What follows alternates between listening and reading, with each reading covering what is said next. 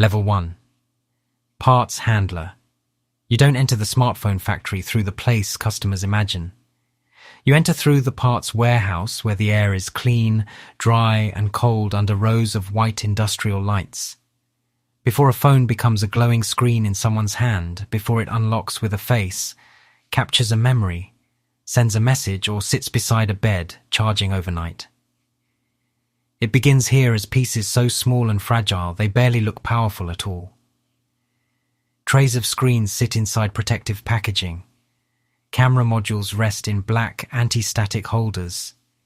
Tiny screws, flex cables, speaker parts, buttons, housings, battery packs, circuit boards, boxes, manuals and charging accessories are arranged by code, lot, supplier and destination.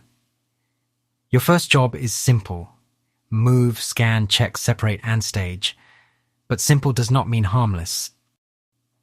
One wrong tray of camera modules can slow the line. One dropped screen can become expensive waste. One mislabeled box of connectors can send workers searching through the system while production waits. The scanner chirps in your hand. A cart rolls quietly over the polished floor. Workers move carefully, not loudly, because this place does not feel like a rough factory. It feels like a room where mistakes hide inside silence. Outside, someone will hold a phone and think about speed, camera quality, battery life, and design. They will not picture you standing in a warehouse of tiny parts, trying to understand how 1,000 fragile pieces become one smooth object. At the bottom of the system, the smartphone does not feel futuristic yet. It feels like codes, trays, gloves, static control, and the fear of sending the wrong part forward. And as another cart of screens moves toward the assembly floor, you ask yourself, how many hands stand behind the phone in your pocket? Level 2, assembly line. Worker now, you move from the parts warehouse onto the assembly line, where the phone begins to take shape one quiet step at a time. The room is bright, controlled, and almost unnervingly clean. Workers sit or stand at organized stations wearing gloves and anti-static protection, with trays of tiny parts arranged beside them like surgical tools. There is no dramatic noise, no sparks, no heavy machinery shaking the floor. Instead, the pressure comes from precision.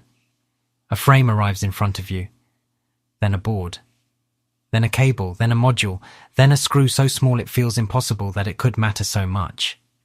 Your role is to help place and secure components exactly where they belong, following the rhythm of the line without rushing past the details. At level 1, a mistake could still sit inside a box or tray.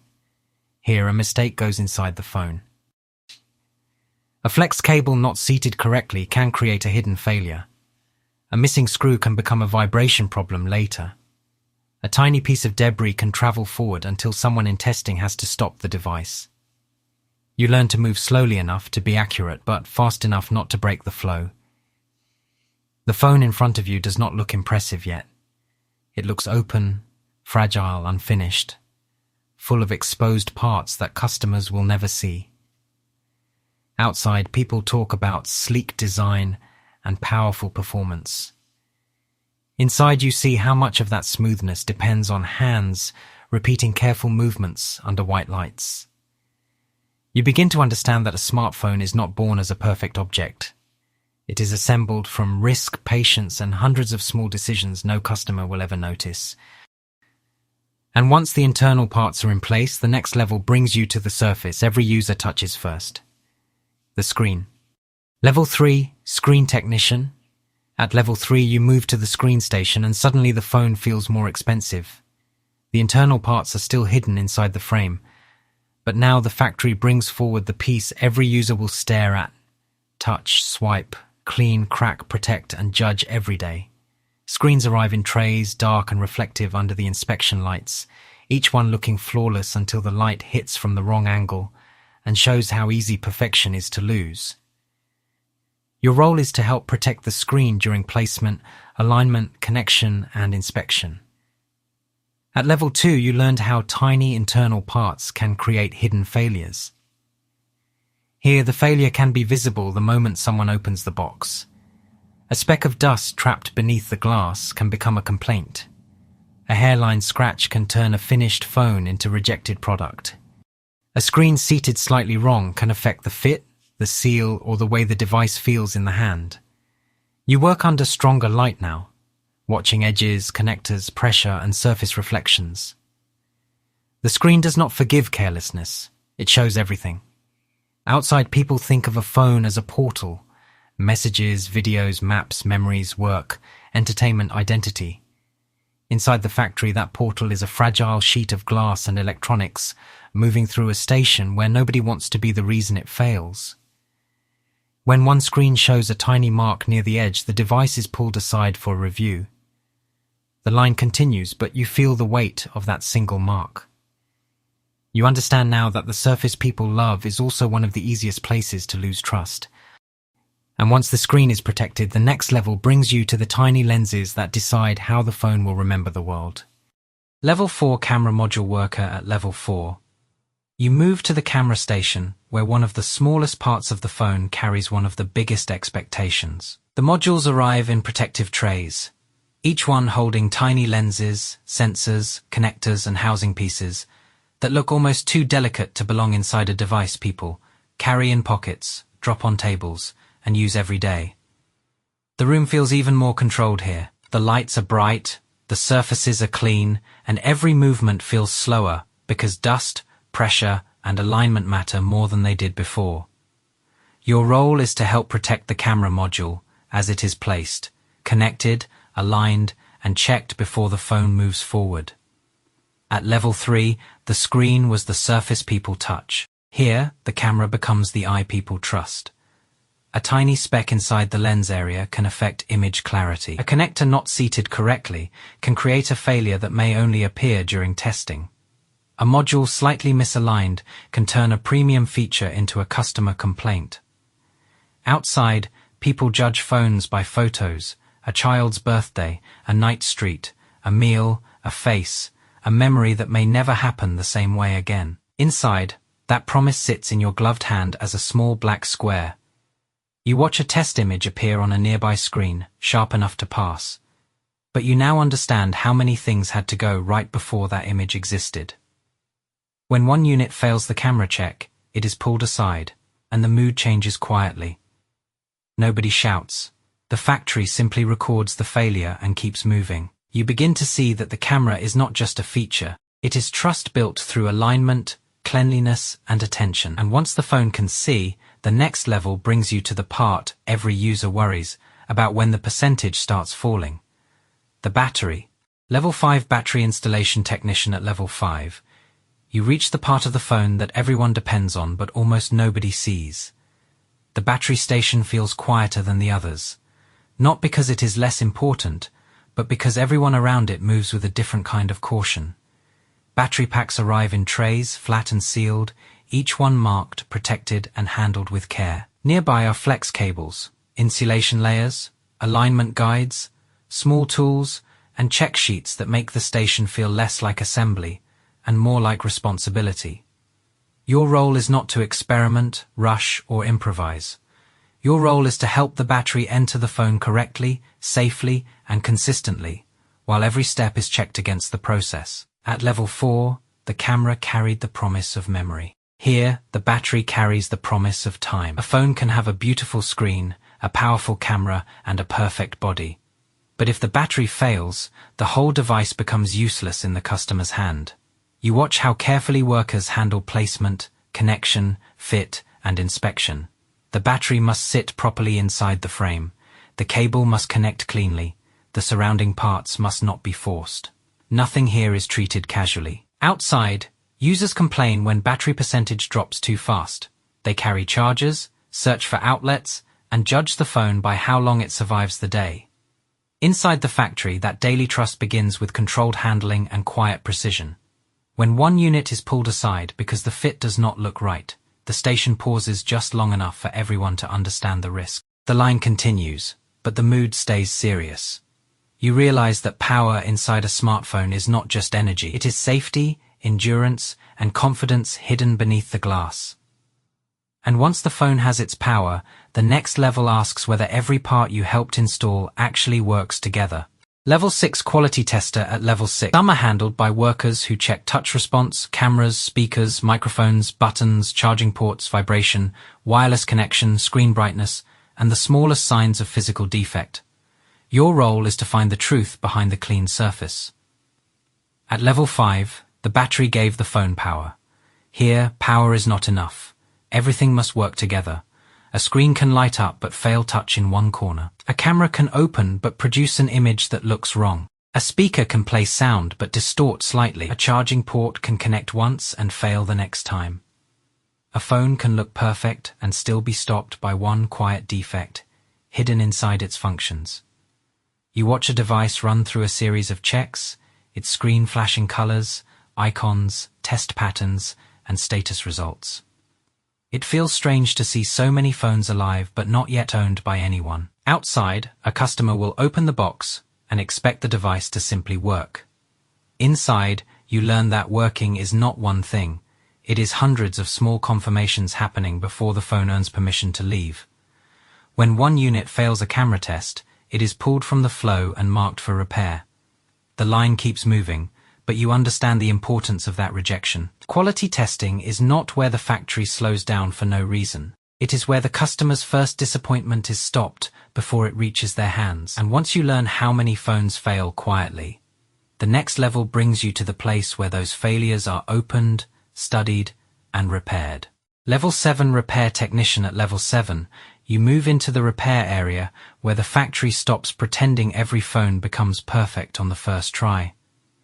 The room is quieter than the main line, but the silence feels heavier. Devices that failed testing arrive in trays, each one tagged with a problem: screen response, camera error, speaker issue, charging fault, button failure, poor connection, cosmetic defect, or something unclear that needs a closer look. Your role is to help diagnose, open, inspect, replace, reconnect, and retest, without turning one problem into another.